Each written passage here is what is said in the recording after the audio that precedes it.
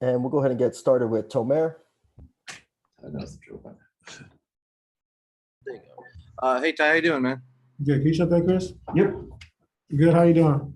I'm doing well, thank you. I think coming into the Jazz series, you guys only had 1 day of rest, and you kind of ran 10, 11 guys out there. Do you anticipate at least now maybe sort of another one of those test out who can play, who can't play, and run an 11-man rotation again tomorrow? Yeah, I mean, consider we only had 36 hours to come down from our game and then play a 12:30 game, which is, kind of crazy. But, we can't run our guys into the ground game one. We understand that PG played 46 minutes. Reggie played the whole second half. Nick Batum played 41 minutes. So we got to be smart about it, approach it the right way. But we are going to have to play multiple guys, especially that first half, trying to get 10 guys in there to kind of see how we feel, so guys can kind of recover as best as we can.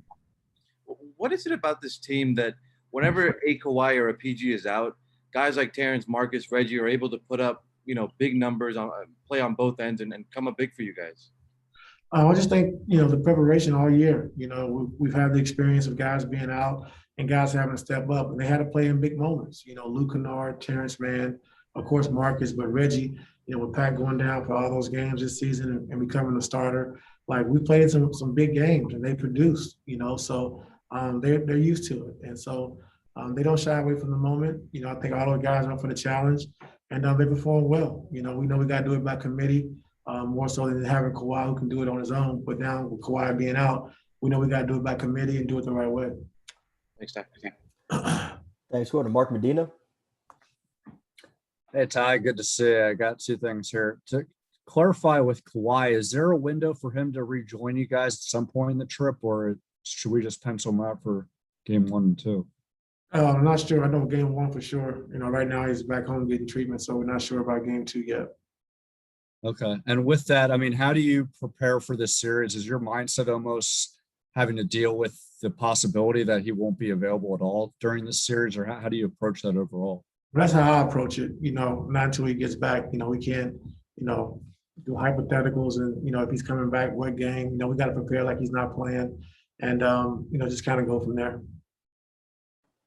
Joe Reedy, you can go ahead.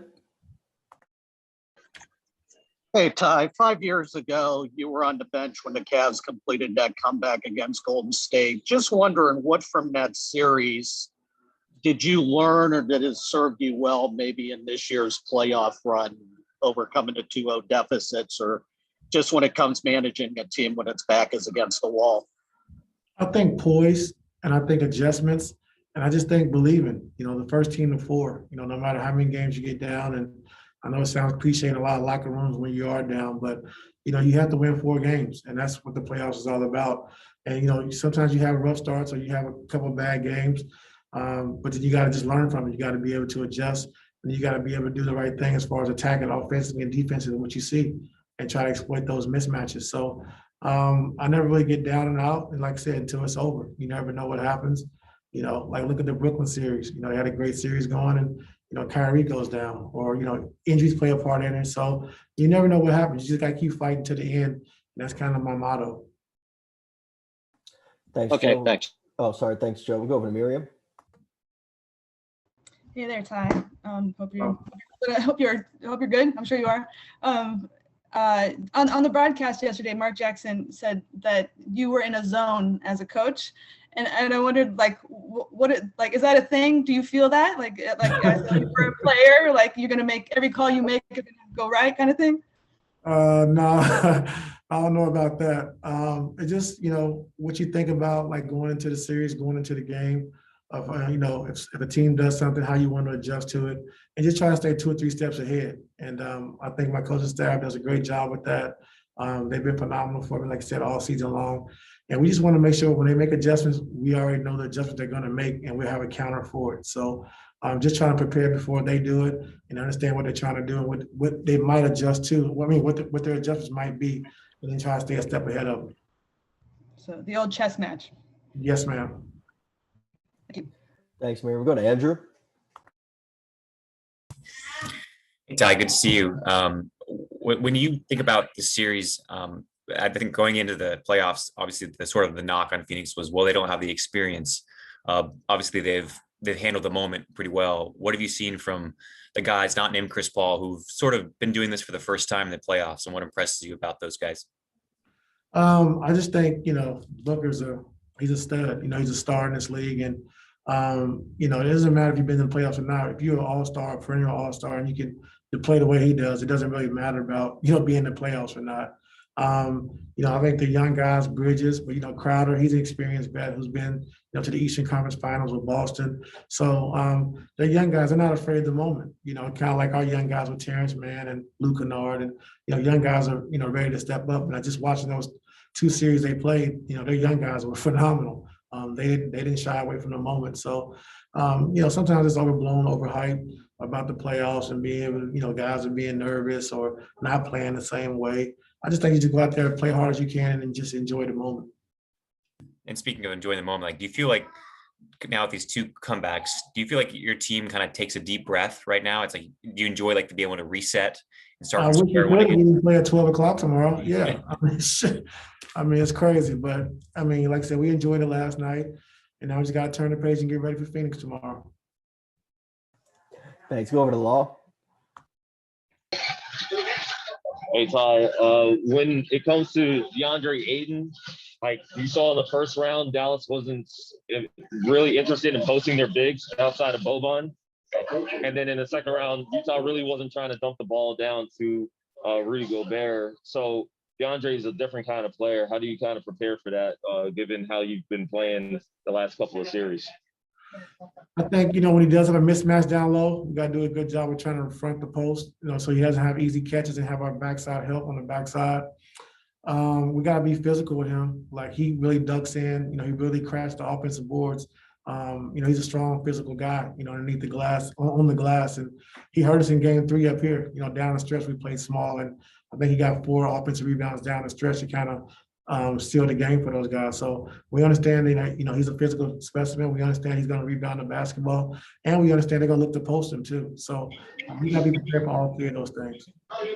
What do you feel like you learned the most about this team over the last 2 games? You've seen what everyone's capable of over the course of a whole season, but the last 2 games specifically, like, what do you feel like you've learned the very most? Just a next man up mentality. I think, it could be anyone's night. Any guy can step up. Marcus Morris, Terrence Mann, Luke Kennard, Reggie, PG, Pat Bev made 2 big, huge shots. So like our team, anyone can step up because we try to play the right way of getting to the paint, making the extra pass in the right play. Nick Batum's, he's a part of that as well. So, when you lose your best player in Kawhi, other guys pick up the slack, but doing it the right way. And I think that's what those guys thrive in. When PG or Kawhi is out, those guys play the right way, continue to keep moving the basketball, and not just try to do it all by themselves. Thanks. Looks like we have 2 hands left. Justin Russo, you can go ahead. What's going on, Coach? How are you doing today? Good. Good. On the topic of DeAndre Ayton, you guys did play small in the first 2 rounds, and we didn't see much of Zoo because you guys wanted to switch everything. With Ayton, could this be a series in which we see Zoo a little bit more, or is it primarily, let's just stick with the small ball is what's got us here?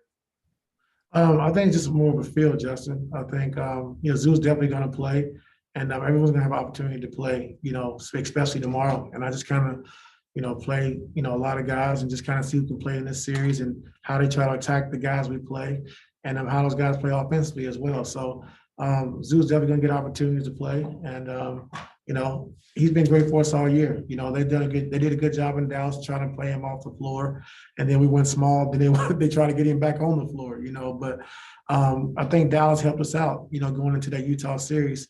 We was able to find something with our small ball lineup and understand we can switch, we can fire, we can trap and fly around defensively.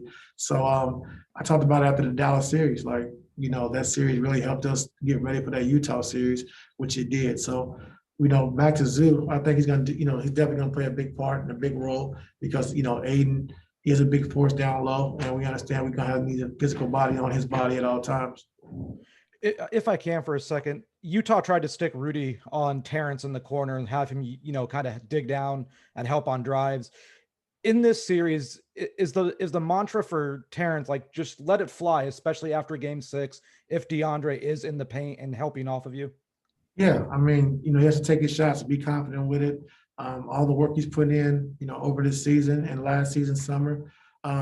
He's really improved his shooting. He's a 40% 3-point shooter. If they're going to leave you open, just trust your work. And like I said, Game 6 was huge for him. He was very confident. And like I said, our coaching staff and our players, kept encouraging him to take his shots. And he had a huge game for us, which we needed. Appreciate it. Thanks. You can go ahead, Ohm. Hey, Ty. The games against Phoenix this season were really competitive, and there was a lot of extracurricular stuff. Do you sense something building between these two teams, and do you prep your team in case that, like, hey, things could come up again in this game one because now we're in the playoffs and it's going to just heighten that much more? Well, I think, it's just two teams, competing for a championship. And I think, being two of the best teams in the West, throughout the course of the season, you're going to have some chippiness, that's part of it. And two teams fighting for the same thing, it's going to happen. So I don't think I have to tell our guys anything. We understand the task at hand, what we want to do and what we have to do. So, all the other stuff doesn't really matter. And I'm wondering for PG, he's accomplished a lot in his career and obviously he's a great player, but I'm wondering, being able to pull a team to the Western Conference Finals when Kawhi goes out for the last two games, what does that do for somebody like PG as he heads into the Western Conference Finals? Do you think that elevates him a little bit more in any way, like confidence or anything like that? I mean, he's already been elevated, like I said, he was on the Indiana Pacers team when they went to 2 Eastern Conference Finals, and played at a high level against Miami Heat. So, I mean, it's nothing new for him. I think, he's in a great place right now. Like I said, in game 5 in Utah, having 37 points and 16 rebounds was huge. But then coming back last night, making big shots, down the stretch of that game to kind of solidify the win for us. So he's in a great place. He's playing at a high level all season. And we look forward to him doing that again, starting tomorrow. Thanks, Ty. Thanks for your time, Coach. Have a great rest of your night. All right, thank you. Take care. And thanks, everybody. We'll see you guys pregame tomorrow.